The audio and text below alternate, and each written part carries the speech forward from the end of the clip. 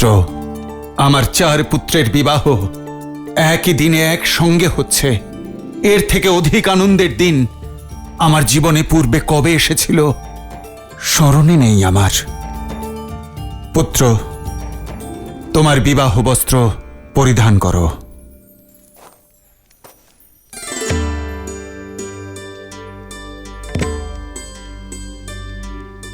এসব কি ত্রিকালদর্শী রামাশ্রয় মহাশয়?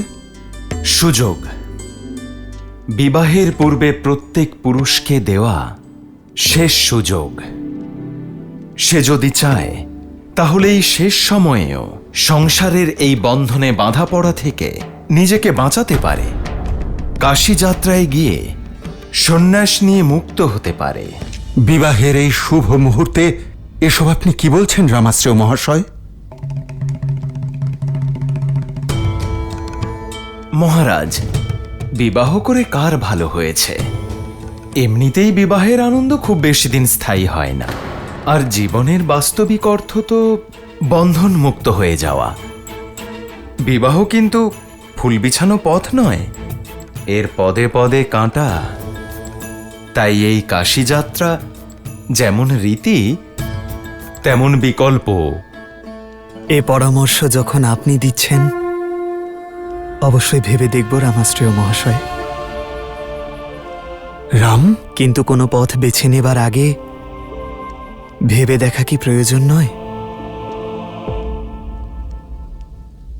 অবশ্যই করুন। ভাবনা, চিন্তা, বিচার, বিবেচনা সব করুন। এই বাক্যালাপ সেই কারণেই তো হচ্ছে। সন্ন্যাস নেবার পূর্বে জেনে নেওয়া আবশ্যক যে সন্ন্যাসীর আসল ধর্ম কি। সমস্ত ধরনের মোহ থেকে মুক্ত হয়ে সংসারের কল্যাণ করা। সংসারের সবথেকে বড় সন্ন্যাসী কে রামাশ্রয় মহাশয়? আমি নিশ্চিত করে তো কিছু বলতে পারবো না, তবে হ্যাঁ, অনেকের কাছে শুনেছি যে ওই কৈলাসে যে মহাদেব থাকেন না, তিনি। তাহলে আমায় বলুন, মহাদেব কেন বিবাহ করেছেন?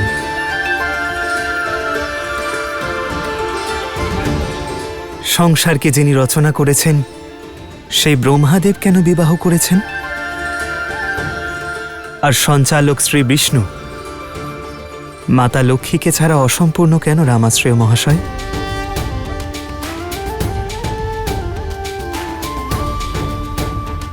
চতুরাশ্রমে সন্ন্যাস এবং বানপ্রস্থের পূর্বে গার্হস্থ্যের ব্যবস্থা কেন রামাশ্রয় মহাশয়? শ্রীরাম, আমার উত্তর আপনার উত্তরের থেকে আলাদাও হতে পারে। আগে আমি আপনার উত্তর শুনতে চাই। অবশ্যই, কারণ কর্তব্য পূর্ণ না করলে মুক্তি হয় না। ঈশ্বর আমাদের সংসারে কোনো উদ্দেশ্যে পাঠিয়েছেন, তা অসম্পূর্ণ রেখে ফিরে যাওয়া সন্ন্যাস নয়, কর্তব্য বিমুখ হওয়ার রামাশ্রয় মহাশয়। সন্ন্যাস ধর্ম শেখানোর জন্যই গার্হস্থ্য আশ্রম, যেখানে ব্যক্তি তার পরিবারের জন্য কর্ম করে, তাদের মঙ্গলের জন্য পরিশ্রমের তপস্যা করে। যে ব্যক্তি পরিবার পরিজনের সুখ দুঃখ কষ্ট বুঝতে পারে না, সে সংসারকে কি করে জানবে? হয়তো সেই জন্যেই মাতা গৌরীকে ছাড়া মহাদেবের পূজা অসম্পূর্ণ। মহাদেবী আমাদের শিখিয়েছেন যে সন্ন্যাসের আসল অর্থ পালিয়ে যাওয়া নয়, অংশগ্রহণ করা জীবনের এই যাত্রায়। অদ্ভুত, অদ্ভুত শ্রীরাম, অদ্ভুত। এটাই তো এই কাশী যাত্রার মাহাত্ম্য, যা মানুষকে বিবাহের পূর্বেই বিবাহের গুরুত্ব বুঝিয়ে দেয়। তাহলে এবার আপনি বলুন রামাশ্রয় মহাশয়, যে আমার জন্য উচিত পথ কোনটি? আপনার পথ নিয়তি নির্ধারণ করেছে শ্রীরাম। আপনি গৃহস্থ আশ্রমে প্রবেশের জন্য সম্পূর্ণ প্রস্তুত। আমার আশীর্বাদ রইল।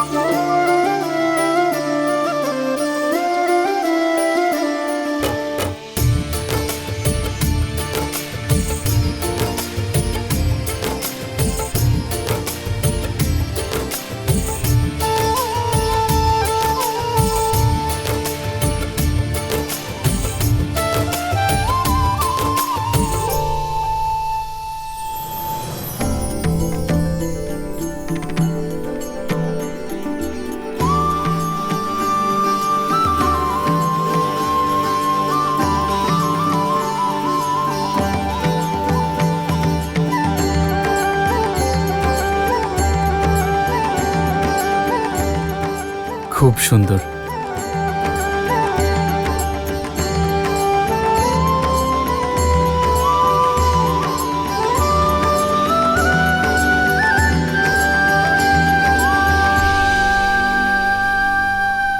শ্রীরামের বরযাত্রা প্রস্তুত, সমগ্র সংসারকে আনন্দে ভরিয়ে তুলতে। জয় শ্রীরাম।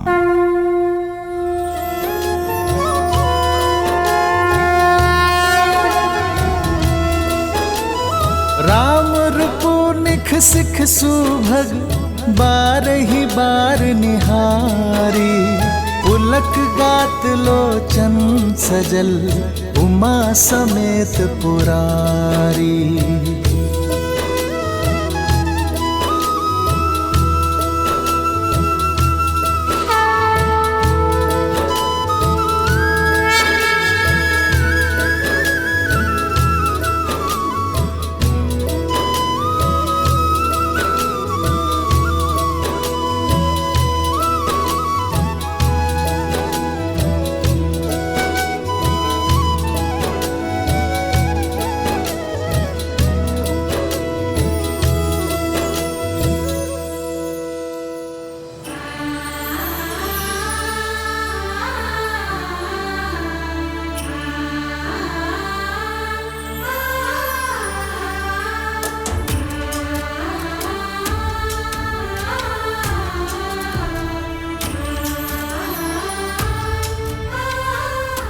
আপনাদের সবাইকেই খুব সুন্দর দেখাচ্ছে।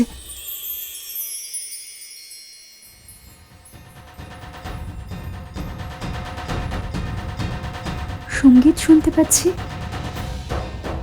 মনে হচ্ছে শ্রীরাম নিজের সীতাকে নিয়ে যাবেন বলে বরযাত্রী নিয়ে চলেই এসেছেন।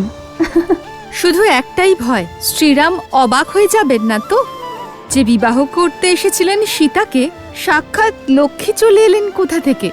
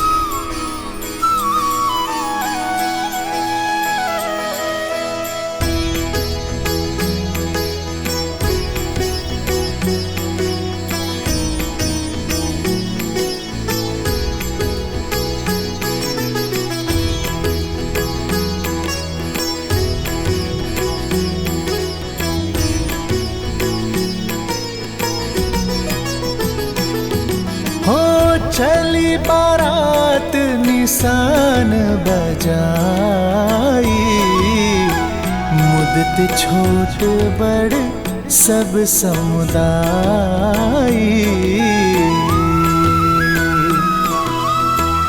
राम ही निरखी ग्राम नर नारी, पाई नयन फलु होई सुखारी।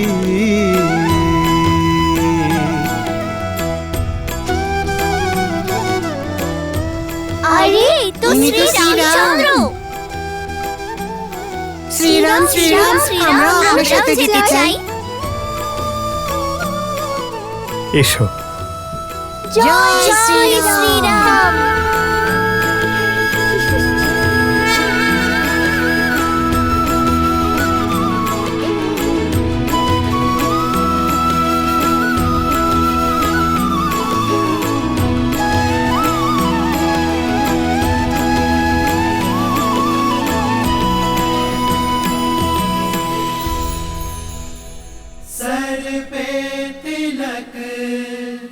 नैन लगे मतवाले।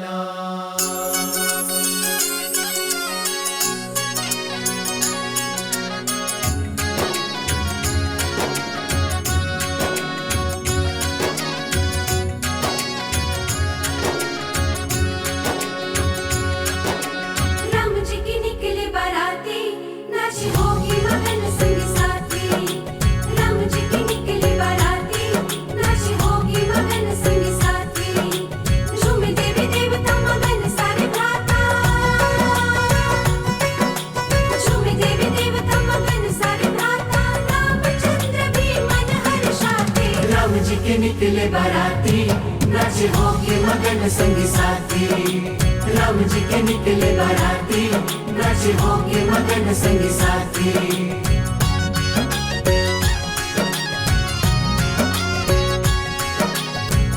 पावन घड़ी अति मंगल दिवस है हर्षित अयोध्या धन्य मिथिला नगर है छुप छुप के ताके करे कोसिया है सामने वो है जो पिया में बसा है आगे बिछाए राजा जनक खड़े हैं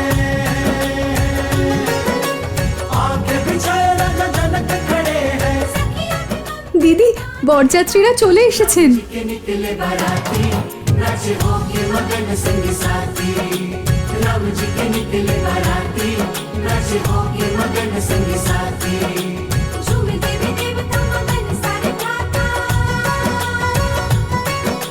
झूमे देवी देवता मगन सारे गाता रामचंद्र के मन हर्षाते राम जी के निकले बाराती नाच हो के मगन संगी साथी राम जी के निकले बाराती नाच हो के मगन संगी साथी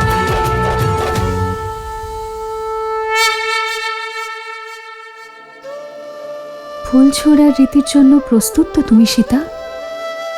ধনুর্ধরের সাথে বিয়ে করছো, লক্ষ্য কিন্তু একদম শ্রীরামের হৃদয়ের কাছেই লাগা উচিত।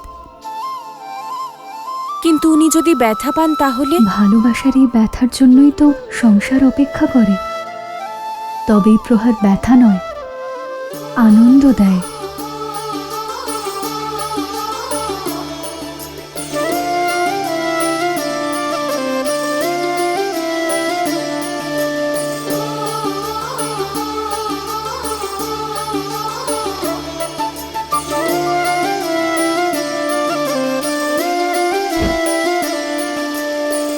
जन्म जन्म का है ये संगम राम रतन सीता वैभव धन एक है पौरुष एक समर्पण एक है रूप तो दूजा दर्पण राम है लोचन सीता दृष्टि राम है बादल सीता वृष्टि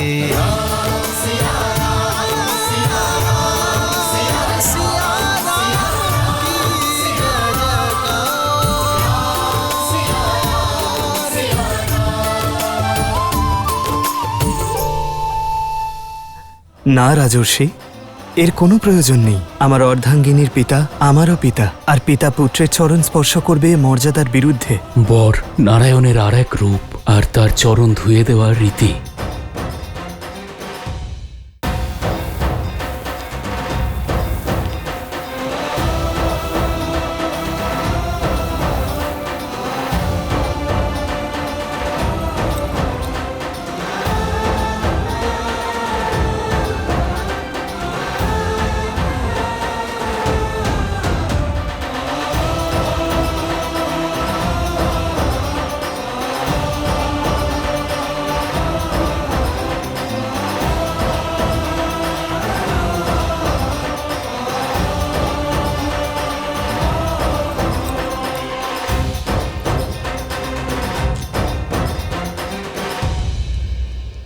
এ আপনি কি করছেন রাজর্ষি?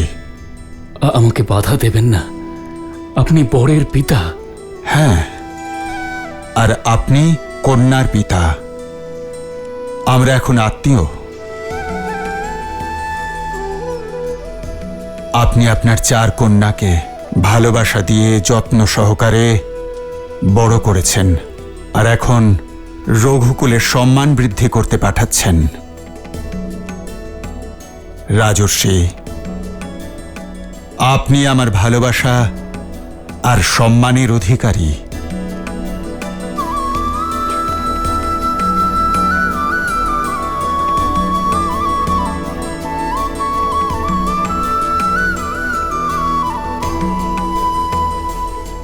কিন্তু আপনার চোখে এই অশ্রু? যখন কন্যা এমন শ্বশুরালয় পায়, তখন কোন পিতা আছে যার চোখ আনন্দ অশ্রুতে ভরবে না?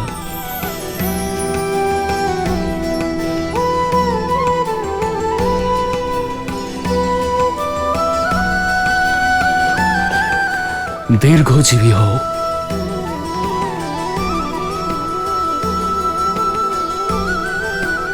আসুন।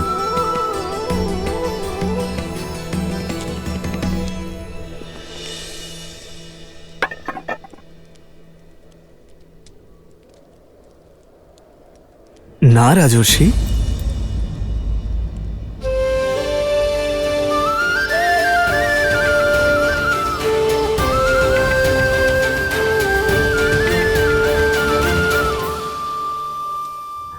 না রাজর্ষি, এর কোনো প্রয়োজন নেই। আমার অর্ধাঙ্গিনীর পিতা আমারও পিতা, আর পিতা পুত্রের চরণ স্পর্শ করবে এ মর্যাদার বিরুদ্ধে। বর নারায়ণের আর এক রূপ, আর তার চরণ ধুয়ে দেওয়ার রীতি। না রাজর্ষি,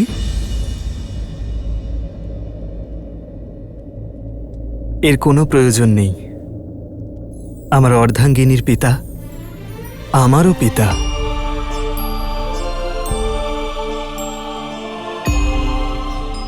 আর পিতা পুত্রের চরণ স্পর্শ করবে এ মর্যাদা বিরুদ্ধ। বর পূজার রীতি বহু যুগ ধরে চলে আসছে রাম। বর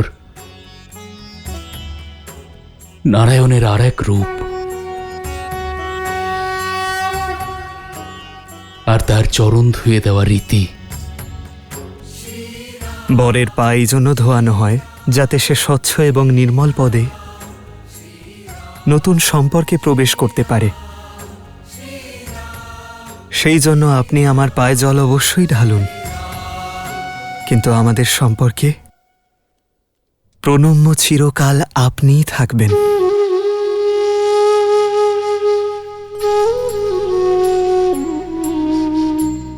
দীর্ঘজীবী হও। আসন গ্রহণ করো।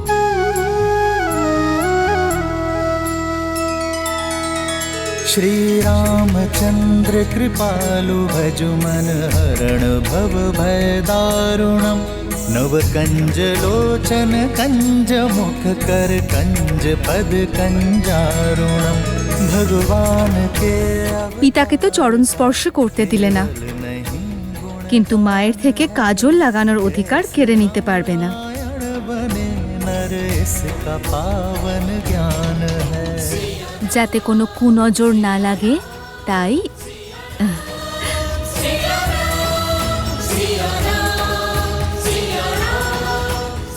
এই কাজলের মতো এই চোখ দুটোকে সর্বদা সীতার প্রতি ভালোবাসায় ভরে রেখো।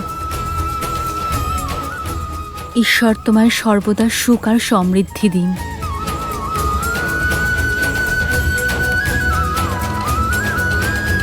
आदर्श और